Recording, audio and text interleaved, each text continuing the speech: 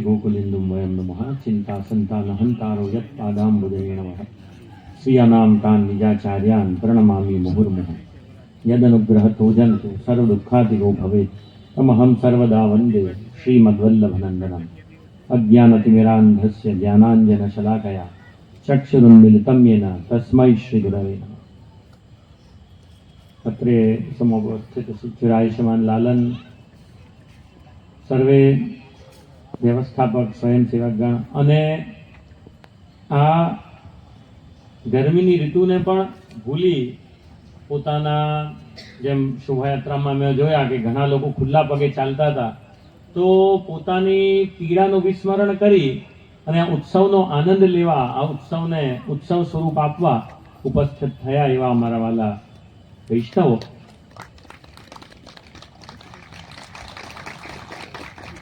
ખરેખર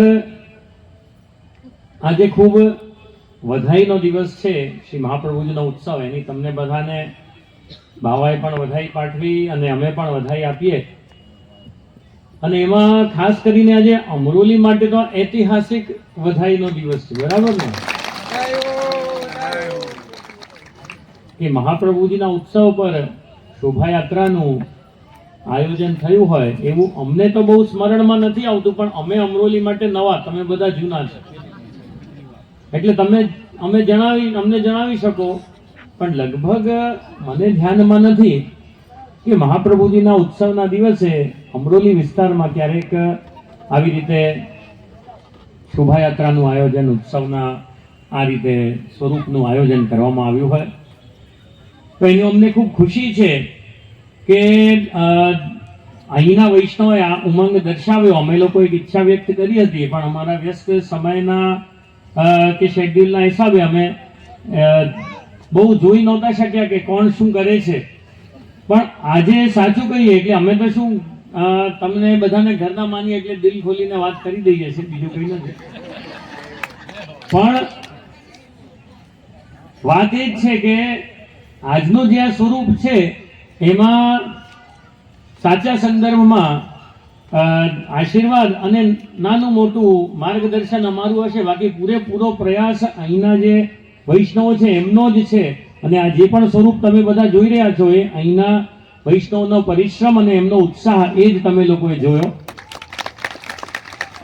અને એમાં પણ આજે બે કૃતિઓ કરી તો એનાથી પણ અમને ખૂબ આનંદ થયો કે આવી કંઈક આપણને પ્રસંગ સમજાવે કંઈક જ્ઞાન વર્ધન થાય એવી કૃતિઓ કરીએ તો સમાજને પણ ખબર પડે કે આપણો સંપ્રદાય કેટલો સુંદર ઉત્તમ અને એટલો ઉત્કૃષ્ટ છે કે જેમાં ખાલી જેમ આજે તાપીજીના દર્શન કર્યા એમ ઉજ્જૈનનો બી પ્રસંગ આવે કે મહાકાલેશ્વર પણ ત્યાં પધાર્યા હતા ચિત્રકૂટ આદિના પ્રસંગ આવે કે ત્યાં પણ તત્ત દેવતા એ મહાપ્રભુજીને સામા મળવા પધાર્યા હતા દક્ષિણ જઈએ ત્યાં વરદરાજ પેરમાળ પધાર્યા હતા એટલે મહાપ્રભુજી કોણ હતા એનું ભાન તમને એ વસ્તુથી થાય કે સામે ચાલીને દેવતાઓ એ એમને મળવા પધાર્યા છે બરાબર ને અને હવે તમે બતાવો કે મહાપ્રભુજી સામે ચાલીને કોને મળવા પધાર્યા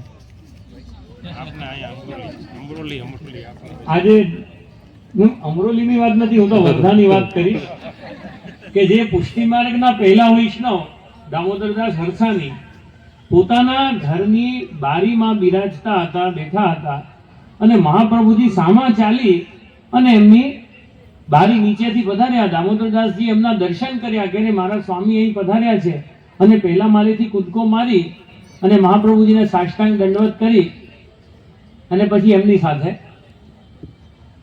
પૃથ્વી પરિક્રમા નીકળ્યા પણ તમે લોકો વિચાર કરો કે જેને મળવા બધા દેવતાઓ પધારતા હોય એ કોને મળવા પધારે અને પછી શું કે એ લોકો કે જે શનિ રવિ હોય તો થાય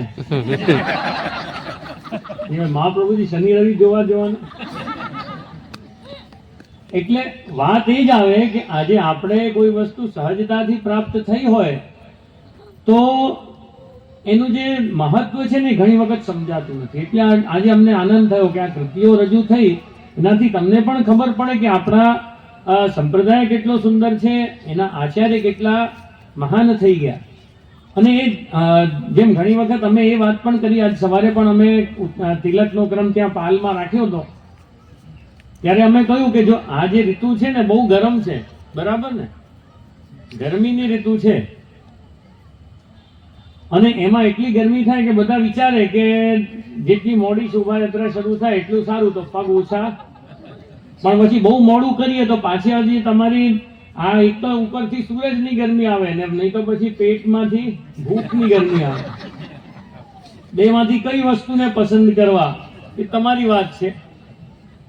તો ઉષ્ણતા, ગરમી એ ઋતુ છે, પણ શ્રી વલ્લભે આ ગરમીની ઋતુમાં પ્રગટ થઈ અને એવા વચનામૃત કર્યા, એવો માર્ગ બતાવ્યો કે જે તમે લોકો બધા આ સંસારથી તપ્ત હતા, પરેશાન હતા, એ બધાને એટલી શીતળતા મળી કે એવું લાગે કે માનો આના સિવાય ક્યાંય જવા જેવું જ નથી. ખ્યાલ આવે ને?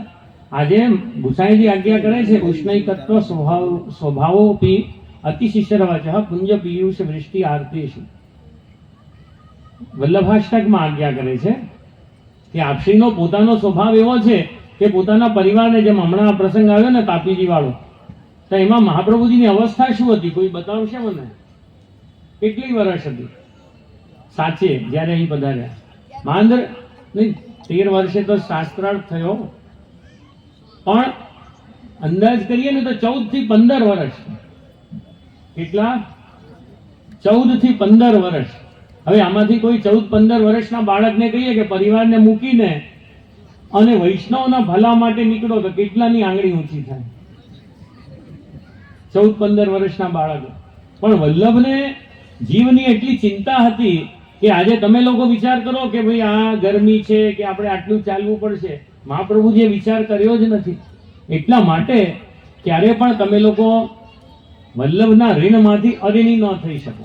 જે વલ્લભે પરિશ્રમ લીધું છે એનું હંમેશા તમને સ્મરણ કરવું. અને હું તમને બધાને કહીશ કે ઘણાને ધ્યાન ન હોય, પણ આપણે ખરેખર એક નિયમ રાખવો જોઈએ કે કદાચ કોઈને સર્વોત્તમ આવડે કે ન આવડે, પણ મહાપ્રભુજીના ઉત્સવના દિવસે શ્રી વલ્લભ શરણમ મમ.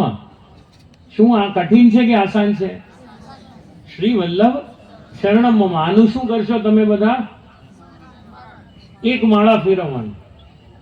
રોજ અષ્ટાક્ષરની તો ફેરવતા જશો ને. વર્ષે એક દિવસનું કહું છું હું. હવે આમાં તમારા પર ખાતરી મૂકું કે ન મૂકું? હા કે ના? ખ્યાલ આવે ને કે એક દિવસ માટે આપણે વર્ષમાં, જે વલ્લભે આટલો પરિશ્રમ લીધો આપણી માટે, એમના માટે આ વર્ષે જેમ તમે લોકોએ આ વસ્તુ કરી કે જ્યારે ક્યારેય નથી થયો એવો ઉત્સવ મનાવ્યો આજે અમરોલીમાં, તો આવતા વર્ષે જો વલ્લભની કૃપા થાય તમારા બધાના હૃદયમાં એ જે પ્રાગટ્ય છે ચંપારણમાં નહીં પણ ક્યાં થવો જોઈએ? આપણા. ખ્યાલ આવે? તો વલ્લભને સાચો આનંદ થશે. તો આ સાચો ઉત્સવ એ તમને મનાવશો. એટલે અમને તો અમારા વડીલોએ સમજાવ્યું છે, જણાવ્યું છે, ને અમે તો એ રીતે એમના બતાવેલા માર્ગ પર ચાલતા આવ્યા છીએ. તમે લોકો પણ એ વસ્તુ કરશો. વલ્લભના જે સ્વરૂપ છે, ચરિત્ર છે, એને જાણી અને ક્યારે પણ વલ્લભના સંપ્રદાયથી, આપશ્રીના ચરણારવિંદથી અને આપશ્રીની ભક્તિથી દૂર નહીં થશો. એ જ શ્રી મહાપ્રભુજીના ચરણારવિંદમાં વિનંતી કરી તમને સૌને આશીર્વાદ આપી અચ્છા વ્યવસ્થાપકો અને બધાને ખૂબ ખૂબ આજે આ સુંદર આયોજનની શુભકામના પાઠવીને વિરામ લઉં છું. શુભમ.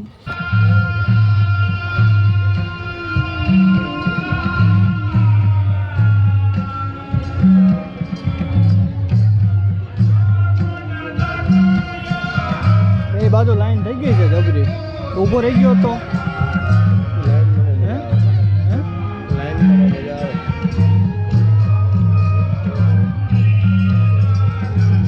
આમાં જ ઉતારો હે ને, આમાં જ ઉતારો ને.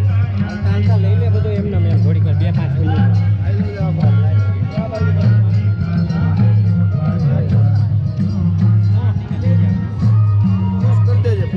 અને પછી આ લાઈન લઈ લે.